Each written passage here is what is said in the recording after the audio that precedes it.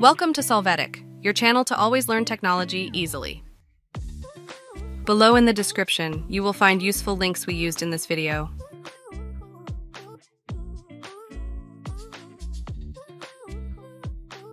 Today in Solvetic, we will see how to fix the error Windows 11 slow opening programs or apps.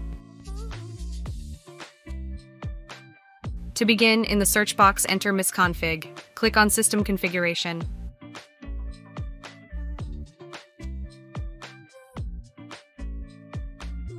First, on the General tab, check the Selective Startup box. After that, uncheck the Load Startup Items box.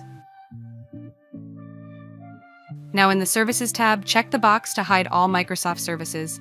Now you are going to uncheck the boxes for non-essential services.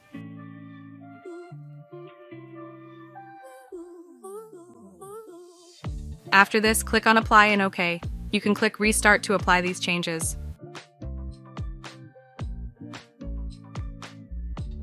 Hey, remember to subscribe Solvetic channel.